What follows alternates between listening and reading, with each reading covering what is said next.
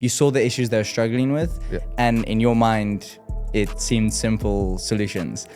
Speak me through how that all kind of happened and how you spotted that opportunity. There's maybe 30 to 50 games which people are familiar with, maybe 3,000 that are failed, right? And all of those have absolutely no idea what they're doing when it comes to distribution or when it comes to any sort of growth or marketing. Or was there any like really challenging moments through the first year of being an entrepreneur? During December, that was a difficult period for us. And then I think there were certain projects which we worked with at that period of time, which I think wanted to rush at a scale that wasn't sustainable. Why do you put so much value on doing a lot of charity work in the position you're in now? My great-grandfather built and donated a number of different hospitals across Asia, built schools, things like that. And that was something which was kind of brought into me and into my realization. Like, he didn't have to do that, but he did for a reason.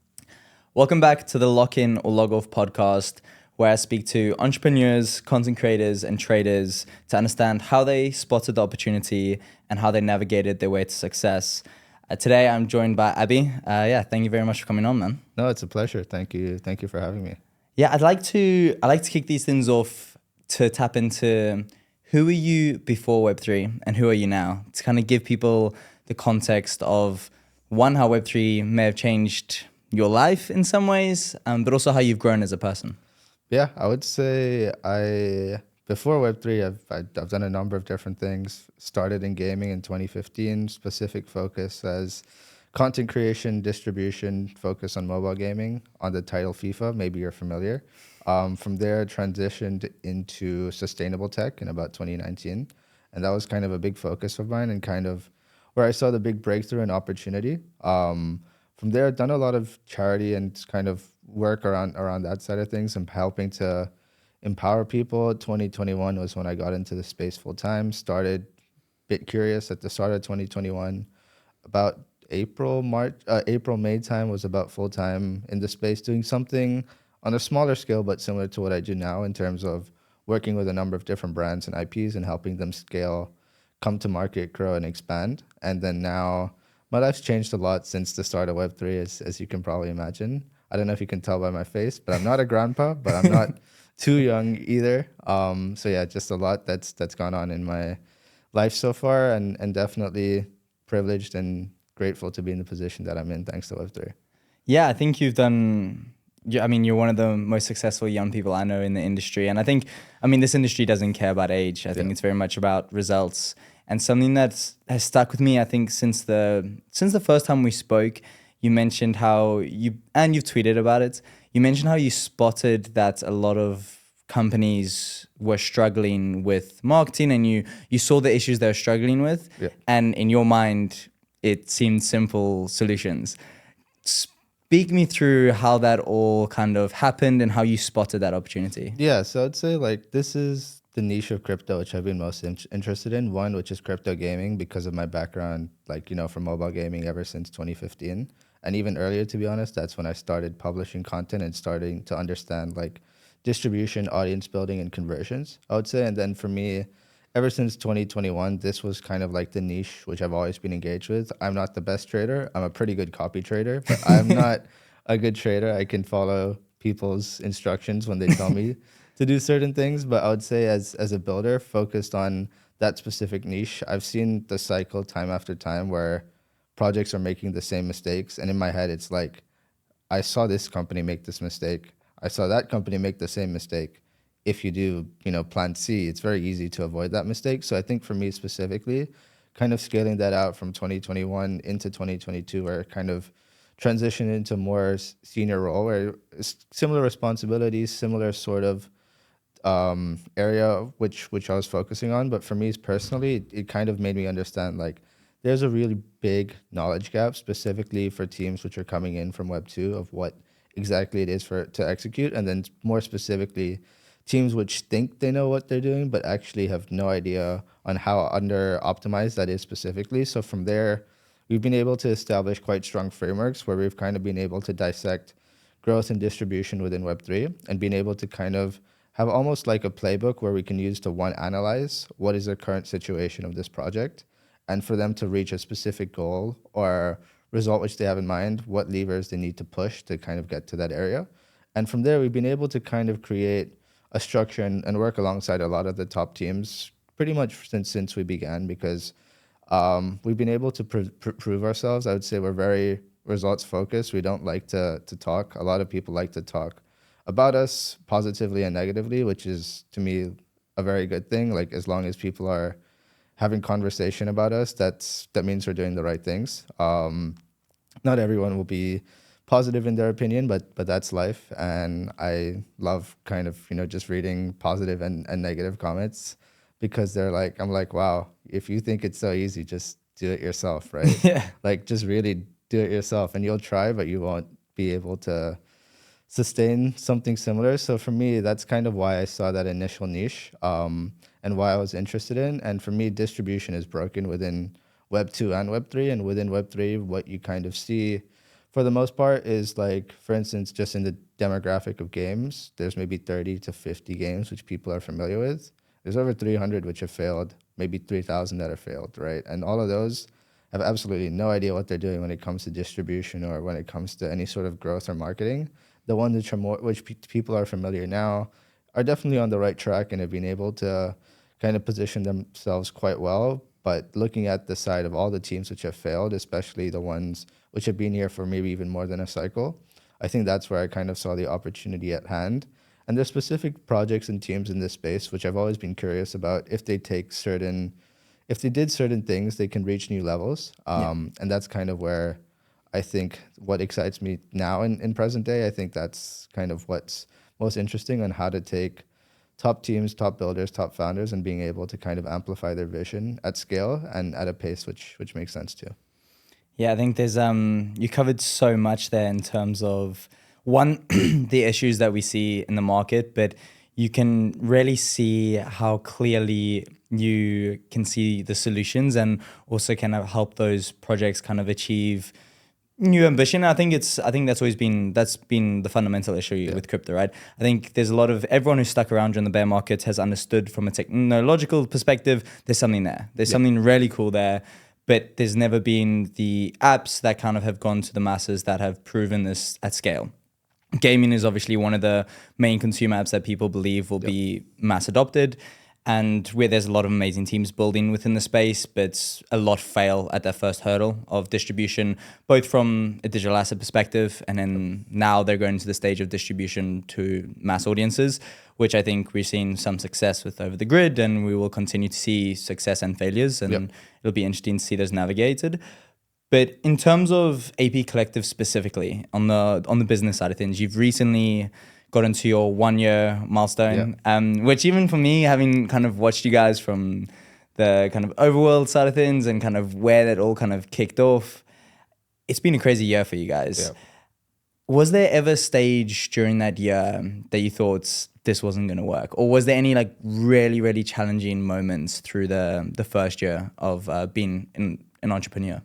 Yeah, I would say there was definitely a lot of challenging moments, and I would say in January, when I think the market kind of adjusted its positioning, and I would say like we over that period of time was quite challenging for us to kind of actually for the first time feel like we don't have a full 100% grasp on the market, which is something which we were quite confident with, specifically in Q4, and then transitioning into Q1, we felt that changed slightly. A lot of our assumptions, calculations were slightly off, to be honest, and as a result, it was a difficult period because when things don't go as you expect or as you forecast, and you couldn't really pinpoint why, your deductive reasoning, your analysis wasn't as accurate as it once was, even though it's the exact same formula or format as it was during December. That was a difficult period for us, and then I think there were certain projects which we worked with at that period of time, which I think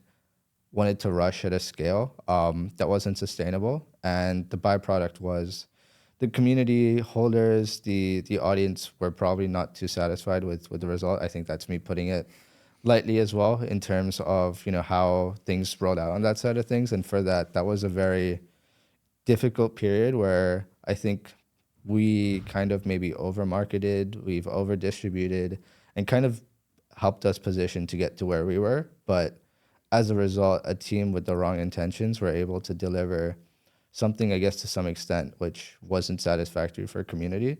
And that was quite an interesting period, right? If you remember, for example, Grapes, and they kind of created or tried to follow a trend which Memeland created, and Memeland didn't create a trend, right? Yeah. Memeland is a meme, and that's the start of a meme cycle. And we've been in a meme cycle for just around a year, I would say. Like, I think it's kind of been a bit all over the place in terms of like what the exact catalysts were.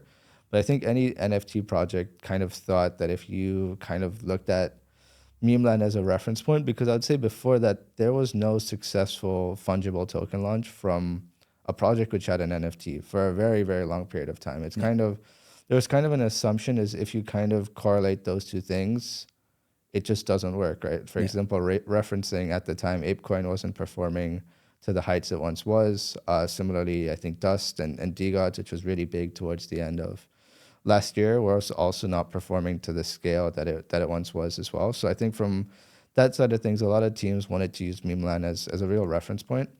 But I think that was something which, again, became one of the big catalysts on why the market shifted so much in terms of attention transition to other things, specifically memes, specifically, on VC backed projects. I'd say like the focus on consumer to me is something that's really interesting.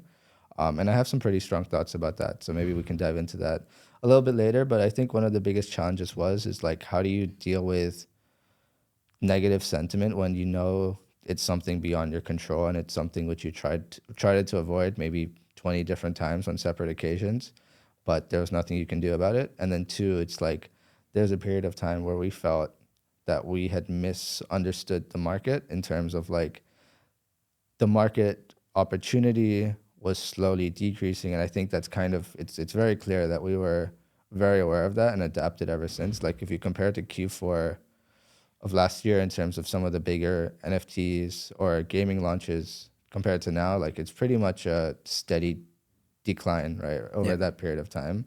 And that initial start in January, February was not something which we expected because of the euphoria at the end of Q4. We expected it to last a little bit more, but from that moment onwards, it was quite clear like things were changing and you either have to improvise and adapt, which I think we did to a very high degree, or we were not going to be able to be to where we are today. So I would say that's kind of the main thing. And as a result, we also were able to shift outside of like, hey, we're generally known as a team that works with NFTs to now I think we're much more sophisticated and have a much wide variety of like clientele and teams which we work with. And it's a number of different things. And most of the time, not even anything linked to an NFT. So that's kind of how the transition happened. But I would say at that period of time when we were focused on that specific niche of assets, not really be able to to understand the market on why the market was changing so fast.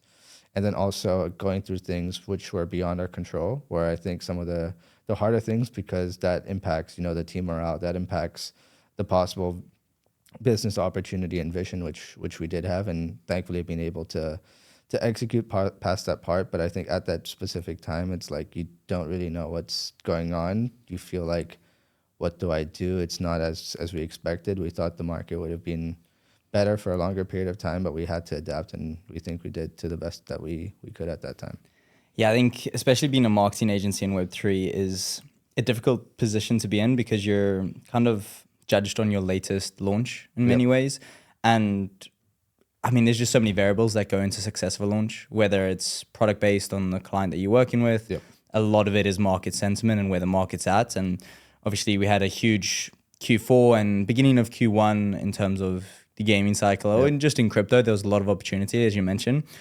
And then it kind of died out through the middle of the year, over the summer months. And it does, it's a lot of pressure, as I can imagine, especially from the marketing side of things. And I think it puts a lot of pressure in terms of the clients that you want to work with as well. Has that changed over time in terms of who you decide to take on and who you want to work with, because the market is so judgmental of marketing agencies specifically? Yeah, I would say my kind of thesis around that is people judge the marketing agency because without the marketing agency, they don't know this project exists or they don't have any interest or care around this project. So it's kind of like the marketing agency, for the most part, in the traditional model, which I think is shifting, becomes sort of like the main point of contact, the main sort of area of introduction and like the main reason why there could be some sort of financial or commercial relationship between a consumer and the specific product. So as a result,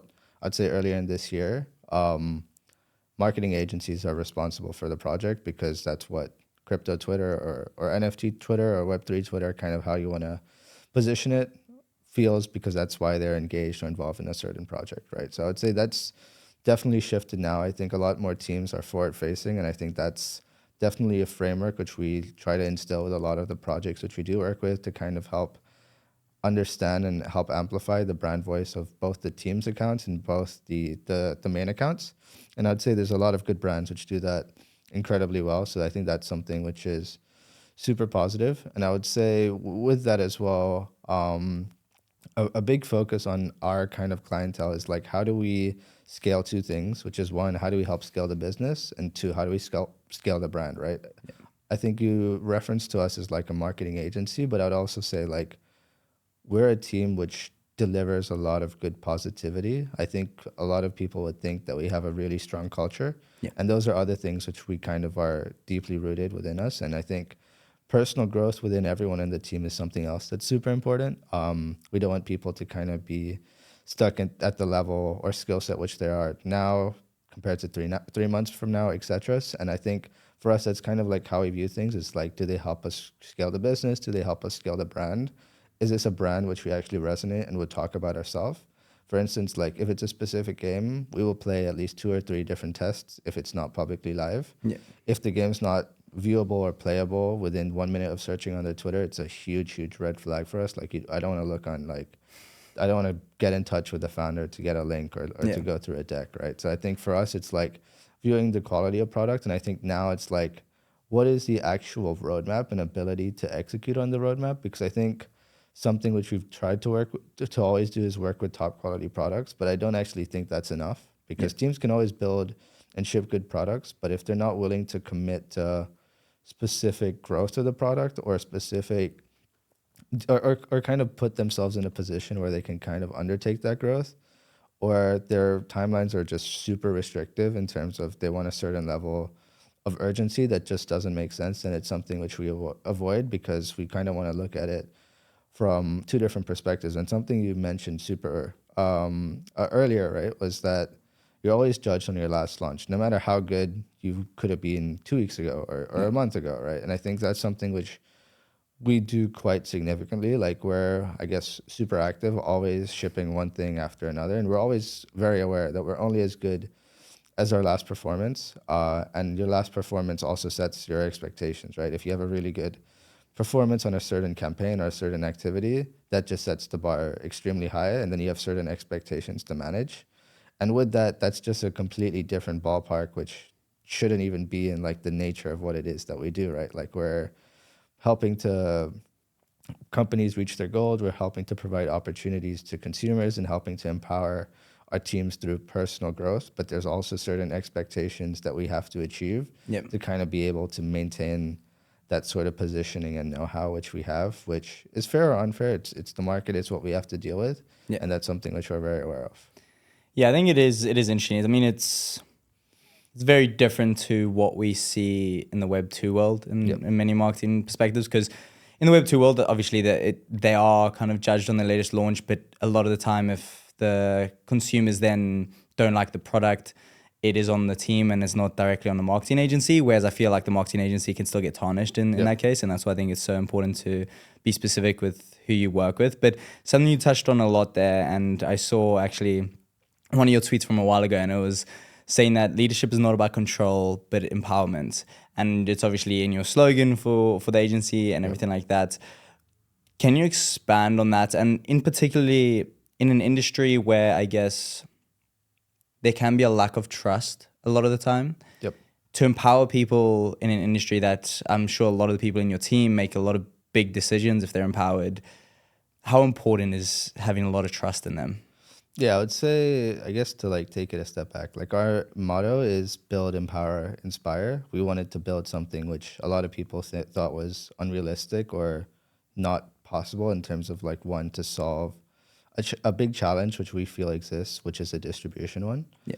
and beyond that into creating something even bit bigger, which is, you know, where I guess our sort of culture focus is as well. And then I think empowerment is like we want people to actually grow and be the best version of themselves. I guess that's something which is super important to me, like personal growth, because as someone who's quite young and being able to grow so much myself over the past 2 years, 3 years, 4 years, and kind of being able to go from a level where it's like, okay, I'm just trying to find my feet to being in a sort of high level leadership position where I am now. I saw the growth and responsibilities be really good in terms of just for me as a person and for my mind, for my health, etc. And I feel like that's something super important. And if you're able to align with the right character of people, with the right personality, with the right skill set, with the right culture, giving them the opportunity to kind of grow into something that's bigger than themselves, that's something which I feel is super important. And also on that side of things, also creates that element of trust and appreciation. I think we're in a market where people are happy to jump to the next opportunity, both in Web 2 and Web 3, right? Like the tenure of people have at certain companies or at certain opportunities isn't as high as it once was, right? Like back 40, 50 years ago, you'd stay at a company for 20 years and you'd Yeah. be happy to do so. I think in this market, specifically in tech, people like to rotate opportunities every couple, 1, 2, maybe 3 years, right? So I think that's something which we're very aware of in terms of the life cycle of the team which we have and who we work with. And I think for us, it's kind of like how do we help catalyze young people into help reach their first step? Because something that's super important to me is a lot of like this actual charity work, which I do, and a lot of like the empowerment of helping people improve their lives. And that's just a principle which I wanted to transition into what I do now. Because if you look at my pinned tweet, you can see me. I don't know if you've ever seen it, but I've updated it just a week or two ago. But it's me at a UNICEF event Yeah. in Thailand where I was able to represent them. I think back in 2022, and that's not the only charitable event that I've done in the past. And that's something which I kind of wanted to instill as one because I saw incredible personal growth for myself. I saw great satisfaction for doing it on a larger scale in terms of helping underprivileged people. And then I think more recently, it helps to create that trust factor, helps to create even stronger culture and creates the mentality where you want to give more than 100%. And your team doesn't actually feel like they're employees, but they actually feel they're part of the team and they feel like they're, and also that's why we incentivize people in the way which we do, where it's kind of like you're actually part of the team.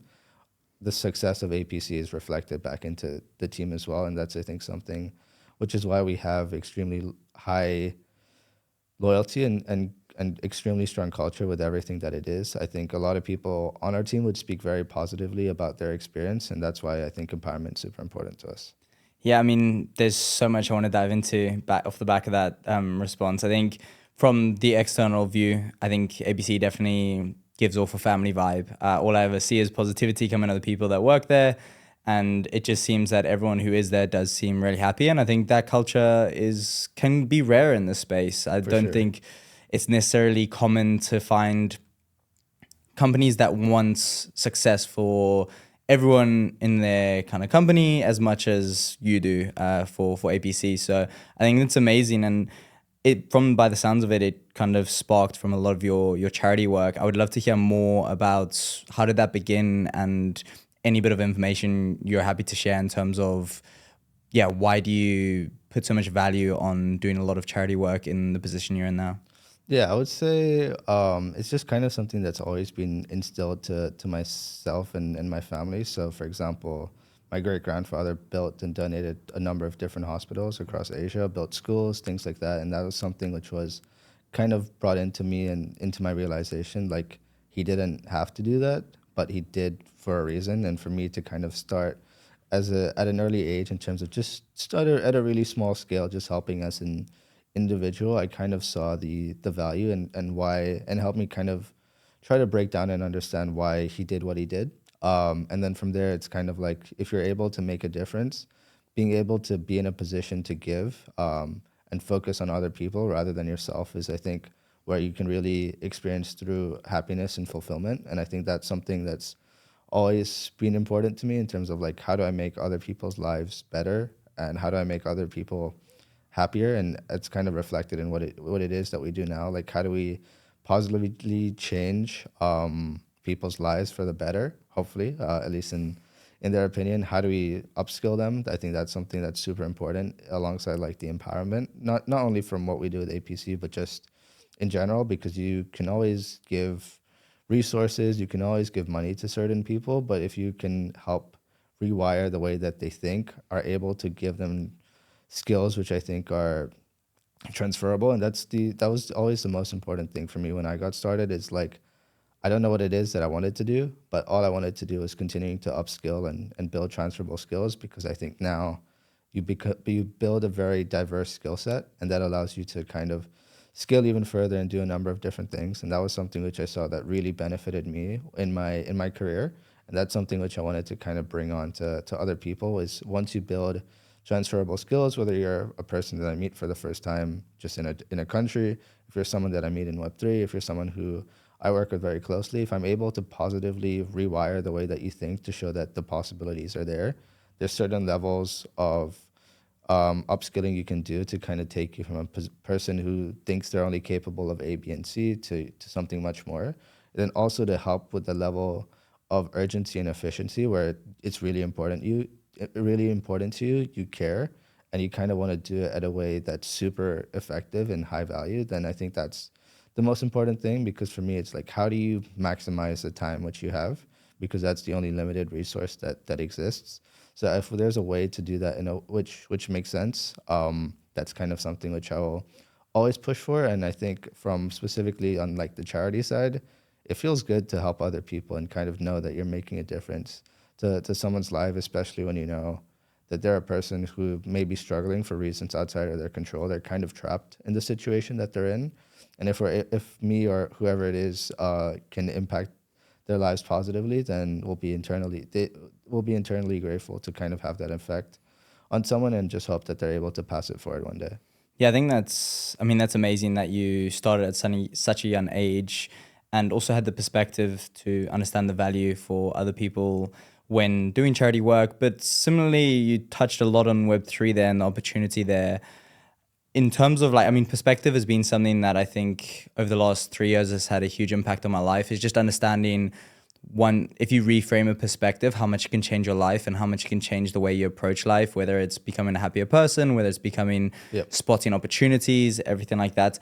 What's one perspective shift that you found most impactful over the last year or the last few years? Yeah, I think for me is like, I really like to zoom out and kind of view things at a very holistic level, and then simplify everything that it is that we do. Because to me, Web3 is extremely simple and complicated for no reason at all, right? For instance, something which I talked about recently is like, why does Connect Wallet exist on any UI?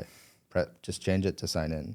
Why is the word gas fees commonly used by any protocol or app in general? Just put it as processing fee, transaction fee. Those are all words which make sense to a lot of different people, right? So I think just zooming out and kind of understanding specifically what we do from a growth marketing perspective as a user funnel, it makes it really easy to understand that these concepts and why they work, on how they work, is very simple and very straightforward. It just needs you to kind of rewire your brain and not think like, wow, this is just a brand new complicated industry. There's nothing complicated about Web3. There's nothing actually really groundbreaking in the tech for the most part, right? Especially anything that needs to be forward facing. I think behind the scenes and on the back end, I think there's a lot of positivity in terms of like the actual tech that's being created. But from a front end user perspective, it's being overcomplicated for no reason. And if you zoom out and really try to understand what's going on, specifically if that's even as simple as, hey, you want to achieve A, B, and C for a certain campaign, and you kind of break that down on like what you actually need to do to get there, it becomes a lot more straightforward. So I think for me, to answer your question, it's, I really zoom out. I really look at things from a high level, and then kind of being able to dissect on the specifics on why things work in the way that they do, and then take those lessons into everything that we do going forward. Yeah, I think I saw that post in terms of the simplification, and I was just like, wow, it's so true. And I think there's an element of people being in the space and being like, I guess people might think that they're smart for understanding these things, and they're like, oh, we're at the front edge of this technology. But I think, like you say, from a front end user perspective and consumer perspective, I think when we get these these consumer apps that do hit the mass market, it'll be the same as what they already experience with a slightly better maybe ownership side of things, but they will have no understanding of the tech specifically. But in terms of being a young entrepreneur, and I think Web3 offers so much opportunity, and it's kind of why I've started this podcast and kind of focusing more on the Web2 audience, because Web3 has changed a lot of opportunities for me and has allowed me to experience stuff I always dreamed of experiencing. And I think a lot of people from all over the world, because I think the beauty of Web3 is the opportunities aren't segmented to region or anything like that. If you have an internet connection and you're able to hold yourself in a certain way and you acquire the right skill sets, you can be just as successful as anyone else. But what's one perspective or piece of advice for someone who's not in the industry but might be a young aspiring entrepreneur and is attracted to the thought of being able to start their own company and get involved within an emerging tech industry? What is one piece of advice that you could give to them? Yeah, I would say for me, emerging tech has always been what I've been interested in. Even before crypto, I think sustainable tech was one which I saw great opportunity. And I think for me, there's kind of like three pieces of advice which I would give is like one, don't rush to make mistakes, specifically if you're in crypto, lose money. That is the best way to grow within this space, because I think if you're an ordinary person or just someone who's looking to enter crypto, you will lose money and get scammed. And that is because of how things are set up at the moment. But I think my greatest piece of advice is once you have a thesis and you have some sort of proof of concept and success, and you really feel like you're able to scale it, then kind of really do everything that's possible to get to that level, create actionable steps, create actionable goals, find the right people. I think that's by far the most important thing. Align yourself with people who understand the vision and are willing to do whatever it takes to kind of help you get there. And I think for me, that's kind of the most important thing, is kind of trust yourself, trust your instinct, and have the data to back that what you're thinking isn't crazy, and then give it absolutely everything, and don't be afraid to get things wrong. And I think that's the main thing. I think that's great advice. But specifically on the finding the right people, I think especially coming into the market now, as things heat up, it'll be harder to meet or kind of get introductions to different people if you haven't been in the industry before.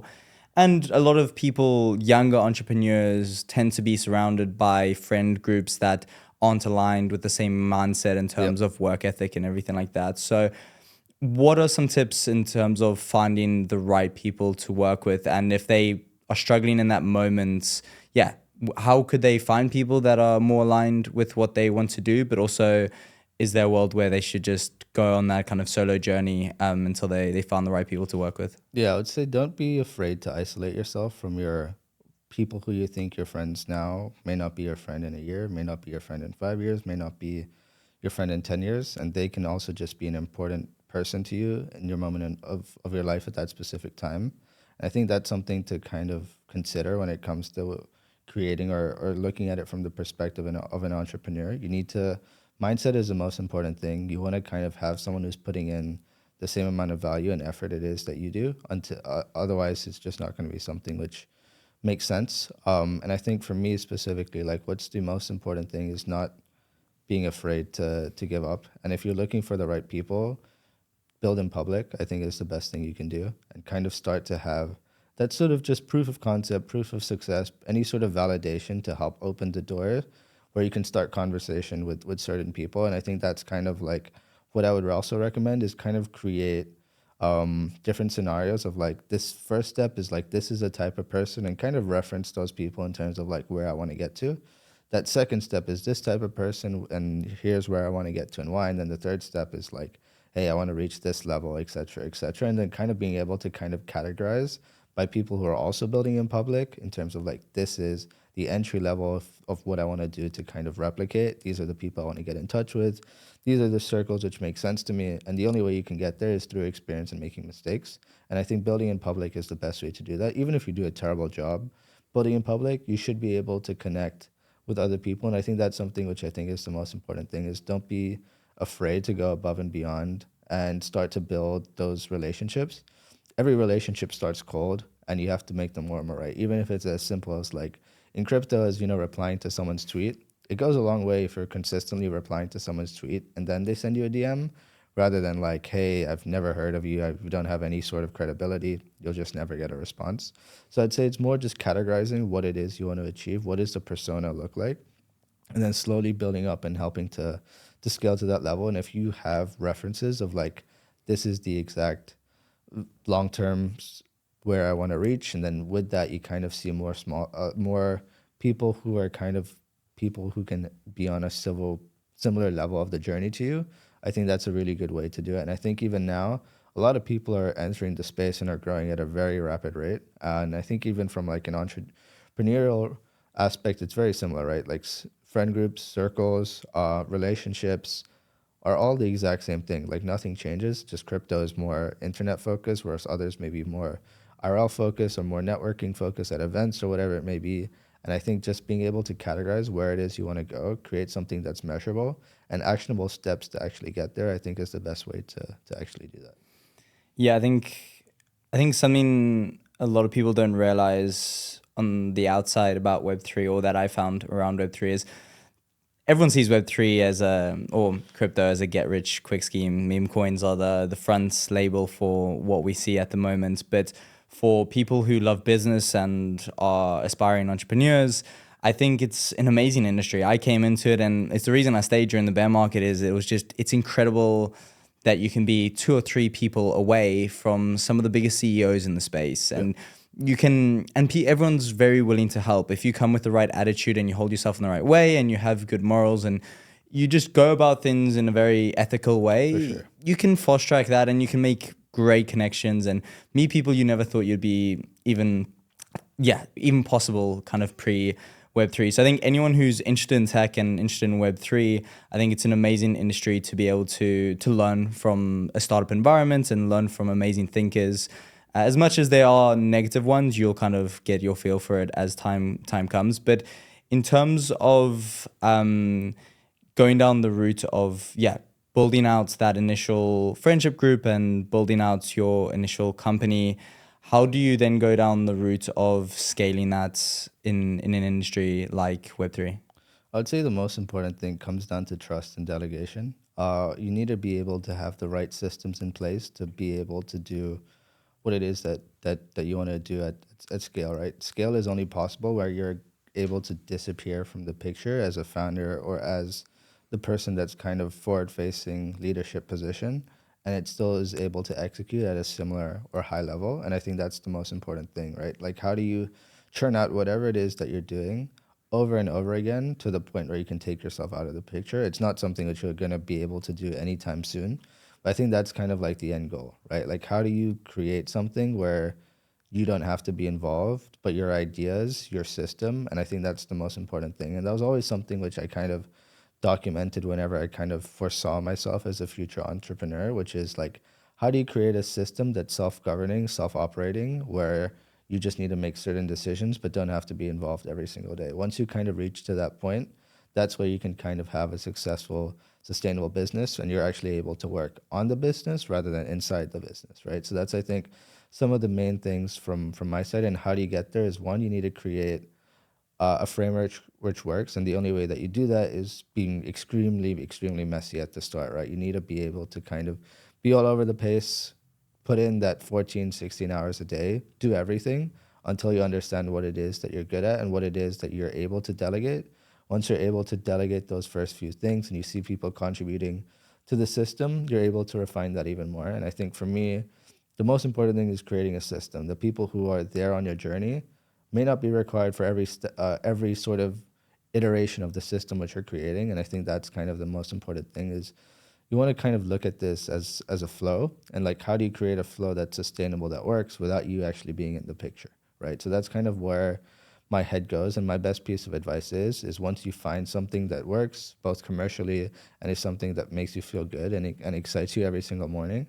And a tweet which I saw today is, if you can get excited when you're on the toilet, you're doing the right thing. If not, then that's something else which you need to kind of maybe rethink or rewire your way of thinking. And then from there, I kind of use that as like the main source of like, how do you create growth, is like, how do you scale the system and how do you make it more efficient, more effective, even larger without you being in the picture, right? So that's kind of some of the main things. Yeah, I think going down that whole route of, especially looking at it long term, I think it's something enough people aren't doing enough of in the space right now. Is they, I mean, everything in Web3 is always in the moment. There's so much going on in the moment. It's what does the market look like right now? Yep. What are the current trends? Everything like that. And I think not enough people plan for the future and are building for the future. And I think it'll go a long way as you go down that route. But in terms of maybe not someone who wants to be an entrepreneur, but someone who wants to work in tech and wants to work in Web3, what does what does a job in Web3 look like? I think you mentioned there the 14 to 16 Yep.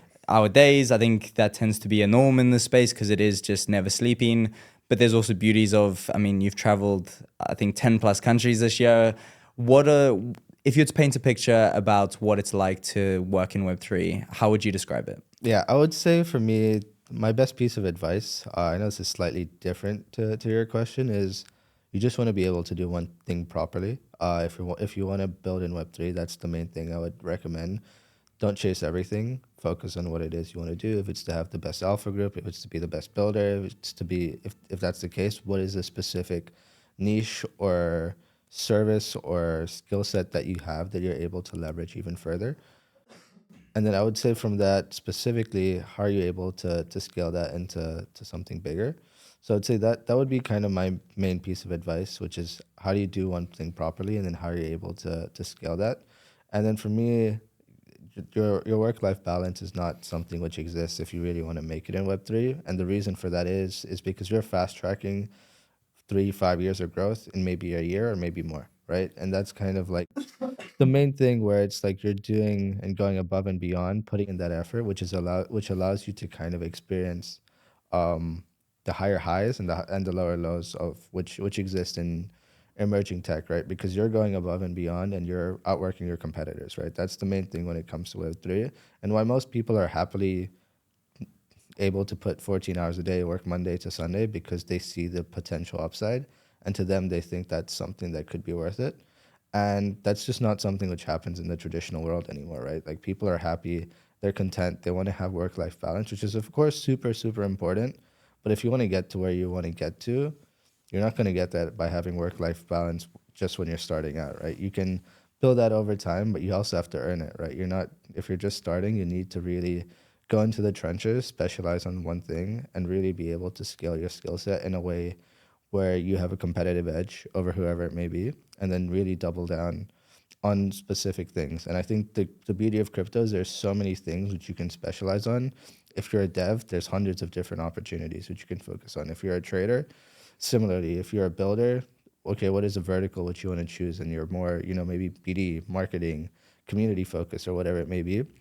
I think those are all really great opportunities. And I think that's something which Web3 gives, which is the mindset that you have to go above and beyond and do more than what you're willing to do in the traditional world. And I feel like that's something which people embrace quite regularly, and which is why a lot of people in this space are probably some of the smartest young minds. And then as a result, the opportunities that come from it over time is you're able to kind of have the work-life balance, and you're able to kind of grow, explore, and kind of have a bit more freedom, I would say. But that's also because you put in the work behind the scenes and did the sacrifice that no one else wanted to do in the traditional world compared to the other 98% of the world.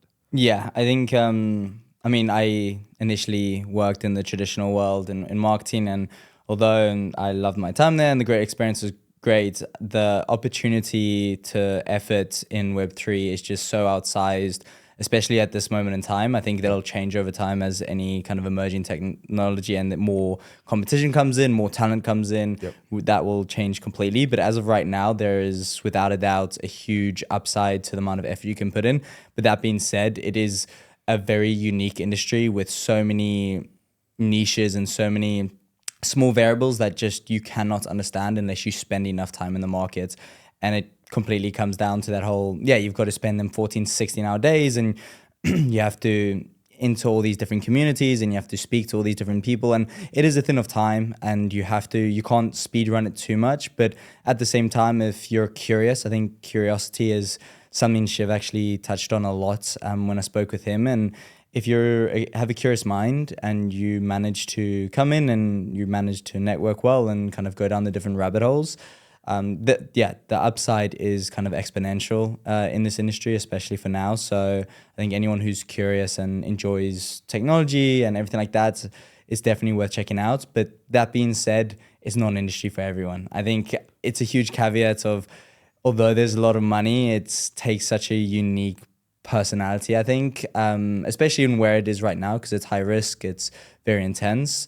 And you have to be curious and enjoy the tech. If you just care for the money, it'll kind of show, and I think you'll burn out a lot quicker if you don't love what you're doing within the space. So, yeah, I think anyone who's curious should definitely explore it, but understand that it does take a lot of time. But there's a lot of beauties that can come out of this industry, as I think we've both been able to experience from traveling and everything on that front. No, I definitely agree, and I think the main thing about Web3 is there is some of the most hardest working, smartest mind in the space, but the most important thing is they're, like you mentioned, curious. But I think the thing that goes above that is they're obsessive. Like they're really obsessed about what it is that they're doing. They're really willing to network and go above and beyond to just understand what's happening, to reach deeper level bonds. And some of the things and the levels which people are able to achieve and go to at such a young age is because they're obsessed, right? They're obsessed with success. They're obsessed with really trying to make it in this industry that's so new, because they see the potential. Even though, whatever reason they may be in this industry, they won't be able to succeed in this industry unless they're curious and obsessive, right? And that's only going to come from real work in the trenches, right? And what those trenches look like for you may be different to someone else, but you really need to be in the trenches. You really need to put the time in, or you're never going to kind of get to that level. And I think for me, obsessive can be even as simple as starting to upskill yourself in terms of like, hey, I want to join Web3, but I'm just, fresh out of university, or just fresh out of high school, or just fresh out of, just leaving my traditional job, and I want to kind of do something new.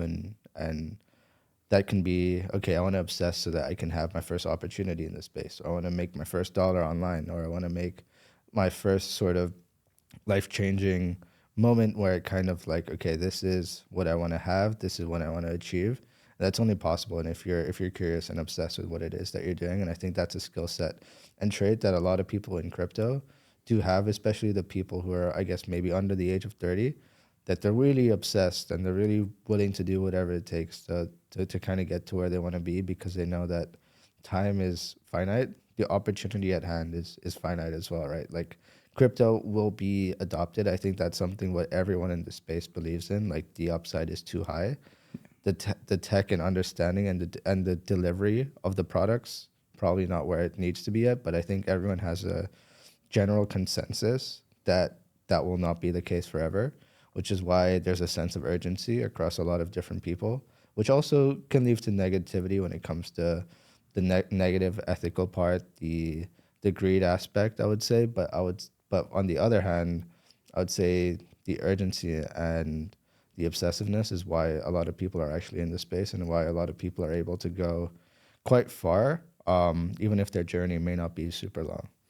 Yeah, I totally agree. And something I would love to understand from your friends, you're like, say, you're one of the younger entrepreneurs, but you've absolutely killed it. You've obviously built a great company now that is one of the leading marketing agencies, and you've made a lot of money from within the industry.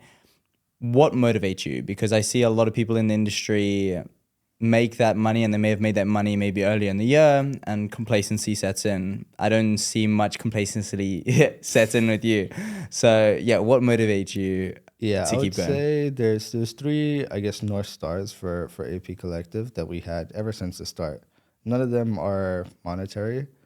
None of them are really measurable. They're all impact goals, right? And those are things which we wanted to kind of have, which is one, like a certain mindset shift. One is kind of a breakthrough product, which we're starting to kind of see with, I think, a team which you mentioned is Off the Grid. I think Polymarket has done something similar, and for us, we wanted to kind of be involved with one of those teams which we feel has the potential to break through and actually help them break through. So I think that's something which we've seen to a small degree. I think we're not there yet, but we see the potential there. And I think for me personally is like a lot of people that I like and trust and have done so much for us do require APC for everything that it does. And that's an additional responsibility that I'm aware of and do want to undertake, that it's this APC is not just me. It's 50 plus people with about 25 core people specifically that's livelihoods or their lifestyle may depend on what it is that we're doing. And for that specifically, for me, it's kind of like, how do I understand, acknowledge that, and kind of include that into our system? And for me, that's kind of been rewiring a lot of the different systems which we have, being able to kind of update the persona of people which we may involve at any given time. And then alternatively, I think the other main thing is for me, we're not where we want to be yet. There's still a lot we want to go. And you referenced to us as a marketing agency, but that's not even the end goal for AP Collective, right? We want to be something much bigger. We've had so many interesting opportunities and productive discussions since basically Dubai this year, and the opportunities just continue to scale and scale. And for me, it's like, how do we remain focused is quite easy, as we just stay true to our vision and motto.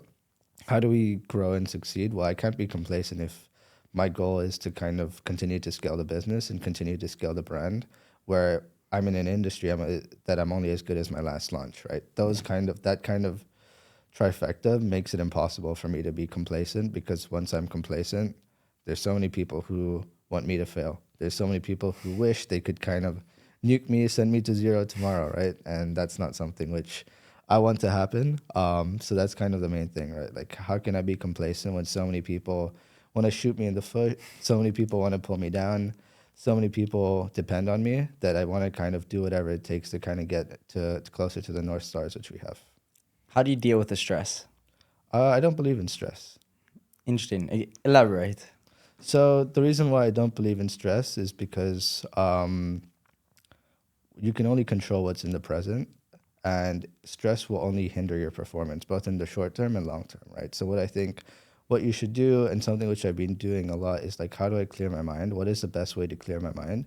Regardless of how stressed I may be in a certain situation, I think it's really important to not be emotional when it comes to anything business related. I think in life, being emotional, something that I've realized recently, is incredibly important. But I think you must separate the two. And then once you involve stress, that's when you become emotional and make decisions that are not exactly rational. So even if you're stressed about a certain thing and something is beyond your control, why stress about it when there's nothing you can do? Why don't you just take a step back, clear your mind, try to dissect what's exactly going on, and try to find actionable solutions? Because if you stress, the only thing that will deteriorate is, one, your health, and two, your company, because you're not making the smartest choices, right? Of course, it's natural as a human to stress, but I think for me personally, that's kind of like how I view it specifically. I think that's a very healthy way to view it. And I think it's a similar perspective shift I've had over the last year is stuff doesn't stress me out as much, because I think it's also a thing of, once you go through enough stressful situations, you realize that you can handle them. Yep. And it's the whole thing of, when they come up, being confident that, okay, if this goes wrong, that's fine. I can, whatever situation I end up in, I can work it out. And I think that helps with managing that stress. And I think it's helped so much, because I used to be more of a stressful person, and I guess the stress used to drive me a lot to work a lot harder. So I used to use it as a form of fuel. But like you say, when it comes to decision making, and in an industry like ours, decision making is everything. It's key to keep that controlled. But it's easier said than done. A lot of people still struggle to manage their stress. Yep. How have you managed to do it for yourself specifically? Because I think everyone has different techniques, but it'd be good to understand yours. Yeah, for me, I love although I am quite young, like, my lifestyle is a bit different. It's a bit more calm. It's a bit more boring. Like, I love to just go on long walks. I love to spend time reflecting, whether that is like in a quiet room, whether that's in something like the bath, to just kind of reflect and kind of analyze. And then thirdly, it's like, for me, it's everything comes down to actionables. And for me, the best way to deal with stress is just not think about it and deal with the consequences later, to some extent. Because if I'm able to attack something now where I'm super stressed, super worried, or I can do it in 12 hours where I know I will wake up where I'm very hungry, I'm more at peace, and the only thing that I'm obsessing over is like, how do I fix the problem that's contributing to the stress? It's something that works extremely well for me. So for me, it's like, how do I separate and zone out where I need to? And I think for me, it's kind of also having the other side where you can be really emotional with your own other aspect of your life. I think that's incredibly important, and being able to kind of differentiate the two. And I think for me specifically, that emotional side comes through family. And I think being able to differentiate the two really allows you to kind of expand on that, right? Because if not, you deteriorate your health, and that's something from like personal experience is not fun to deteriorate your health, especially at the age which I am. So that's why, from my side, it's kind of like now I'm on just I guess more focused on travel, mental health, and just kind of being in the best position possible. And as a result, and a byproduct, I maybe are able to deal with stress better and kind of are able to make more logical decisions as well, because it's not the emotion, it's not the frustration, it's not the anger, it's not the confusion. It's just, okay, something happened. This is where I want to be, and this is where I'm going to obsess to the point where I'm able to make that stress like something I can laugh about in a day or two. Yeah, I think something, although we touched on Web3 being unbalanced and you have to go for them hot hours, I think something you touched on there is having a level of balance in the health in your lifestyle. I think if you're going to be in Web3 and you're going to be doing 16 hours a day and everything like that, I'm very much on the side where everything else has to be super healthy then, Yeah. whether you're doing exercise, whether your diet is super healthy, whether you're going out partying too much and not sleeping enough. I'm a big advocate for getting enough sleep. Um, I think there is, like, although we kind of pushed saying that Web3 and even I think any entrepreneurship, even outside of Web3, requires you to have an unbalanced lifestyle. I think it is important to make sure what you can sort out in the other aspects of your life, whether it's friends, family, health, is really important to have those really fixated in a healthy way, because they do help with the stress side of things. Because if you're stressed from both sides, I think it'll lead to burnout very quickly. Something is an essential for me is I have to gym at least 5 days a week, otherwise it kind of builds up. And everyone has their different ways. I also enjoy going for a walk occasionally, and I think doing some sort of physical activity does help a lot also for creative thinking. For sure. But I think we speak on having an unbalanced lifestyle, and we do in many ways. But I think over time, to have that for a long period of time, you have to have balance in, like you say, emotions and having healthy other verticals in your life to kind of tap into in those tough times. No, for sure. I think lifestyle is the most important thing. And I think an obsessive lifestyle doesn't work if you're consistently burning out, because then you're just dealing with other things. And I think for me, what you mentioned is also things which are really important to me. So for me, health, food choices, sleep are probably the three fundamentals. And now more expanding on that, it's more focused on family and mental health as well as kind of what I've expanded. And for what I used to do, and kind of something which worked really well, was kind of be in the trenches 3 weeks out of the month, and then spend the other week kind of being able to calm myself down a little bit more, take it a bit easier. So for instance, one day of the week, and when I'm really focused and in the trenches, I'll spend most of it just creative thinking, going on long walks, going to nice places, quiet places, and just really being able to push above and beyond and kind of look from an outside in perspective. And that's something which worked really healthy, was really healthy for me. And I think beyond that as well, for me, kind of having that week, which I know I can switch off, because you can't switch off in Web3, but you can take things a little lighter. And once it's a little lighter, you're able to kind of come back with more intensity, right? And I think if you look at it similar to maybe something like a sprint, if you sprint forever, you'll gas out and then maybe eventually pass out, right? So I think if you're able to sprint, slow down a little bit, then you can sprint again, then you can slow down a bit, then you can sprint again. And then over time, you'll be able to need something that's take a longer rest, and then you come back with bigger sprints because your endurance may improve and things like that. And kind of implementing that framework, because I think physical health and training is the same way you need to train your brain and train your heart and your lifestyle as well. And that's something which I personally implemented to a great degree, which worked for me personally.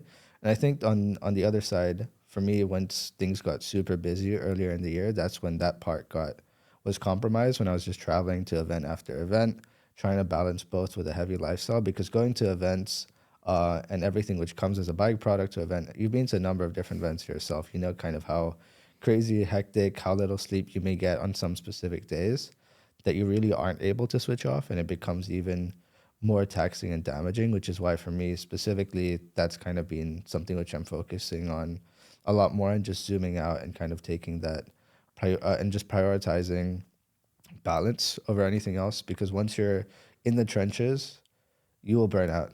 It may not be today, it may not be tomorrow, it may not be 6 months from now, but a year from now you'll burn out, and the only thing you'll want to do is just be at peace and just live a peaceful, normal life, right? So for me, it's kind of finding that balance, and that's why I'm here today on this podcast, right? Like I'm in the UK coming to visit just for the only reason I've never been here before. I want to kind of explore a little bit more, and this podcast wasn't something which we scheduled a long time ago, right? It's just kind of living in the moment, and it was something which we thought made sense. So I think for me, that's kind of the other thing is like you're only able to live in the present. Don't worry about the future. Don't think about the past. If you're able to live at the present, that's when you can be the happiest and be at the most positive flow state possible. So that's kind of where my current thinking and logic's at. But I think there's a lot of sacrifice that needs to go into that, because if you want to kind of be able to live this sort of lifestyle, which a lot of people, I guess, hope and dream which they can achieve, it's not easy, and it's extremely competitive. And as a result, you need to be able to understand what you're willing to sacrifice and also find a way to maximize output, right? That's kind of the main thing. And if you're burning out every few days or every few weeks because you're kind of at a crossroads because you're doing too much, then your system's just wrong, and you need to rewire that just from the top down. Yeah, I think something I'm a big advocate for over, and a kind of a perspective shift I had, is just understanding leverage in terms of the output you can get based on the amount of effort you put in. Yep. It's very easy to waste effort in this space. One, by chasing too many opportunities. Yep. I think as you grow in the space, because there is so much opportunity, there is exponential, because once you get to a certain stage, the amount of opportunities you get just increase at a drastic rate. For sure. And depending on your personality, I think a lot of people struggle with saying no at times, or kind of not pursuing all the opportunities that just sound amazing. Yep. And I think it's very important to understand what is the potential output from saying yes to that. But at the same time, there is benefits to new experiences and everything on that front. So something I'd just say when people are looking at all these different opportunities that come up to them in all aspects of life is just really understanding what is the leverage there, what is the input to output, because we no longer live in a world where if you work super hard, you will win. I don't believe that necessarily. I think there has to be an element of making sure that you're leveraging, whether it's a skill set, whether it's an audience, or building a product or anything like that. So I think it's just making sure that people are putting their time into the right place, because that can also lead to burnouts. It's like, why am I spending 16 hours and not getting the same results as someone else spending 16 hours? And I think we're now at that stage in the world where, outputs and leverage is super important. But as we kind of look to wrap everything up, I have two questions I like to ask at the end. One is, what is one resource that you found super useful to your growth, whether it's someone you follow on Twitter, whether it's a book, whether it's a podcast? What is one that's really been impactful in your life? For me, I would say it's more being able to understand how do you reach a flow state. So for me, that's within music, and kind of being able to understand once I have certain frequencies, which I know, and kind of being able to leverage that even further. That kind of allows me, once this kind of plays, there's certain actions I need to do, and kind of being able to block out the noise and just surround myself in that specific flow state. And I think the other thing for me, the best resource is being able to actually understand scripts and data. And that's not something which I thought that I would need to do, but being able to really position yourself in a way to kind of regurgitate certain frequencies or certain results which you've seen previously, and being able to kind of follow up on that. I think that's something which is super important. There's a lot of great Twitter accounts. I think for me personally, a lot of my focus is outside of crypto, and I would say, for instance, like how do you pronounce his name?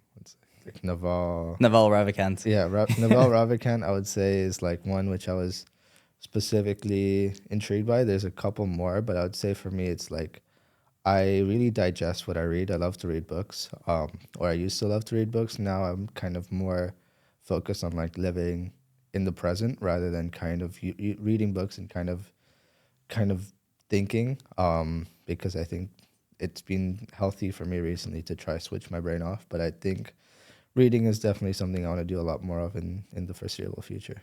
Yeah, I think reading is like, I was, as a kid, so against reading. For sure. My parents tried to push me so long. And I think only when I got to an older age where I started reading stuff that I was really interested in, and also got to a stage where my reading fitness was at a level where I could actually read a book and understand what was going on and everything like that. It made a huge impact. For me at least, I think it reframed the way I can think through certain topics and it's just the way you kind of digest that information, and it's information you don't tend to see everywhere else as well. I think there's so much value in books, but there's a time and place because it does take time. So you have to decide when that works for you. But there's a lot of books out there that I think are very beneficial.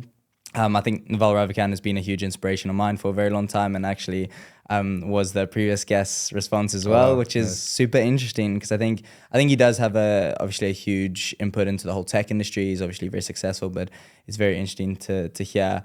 On to the last thing is just very much, what's one piece of advice you'd give people already in Web3? And then what's one piece of advice you'd give someone who's curious about Web3 but not in it yet? So to answer your first question, I would say it's be obsessive and do one thing properly. I would say that's kind of the main thing. Don't spread yourself too thin. Find something which works for you.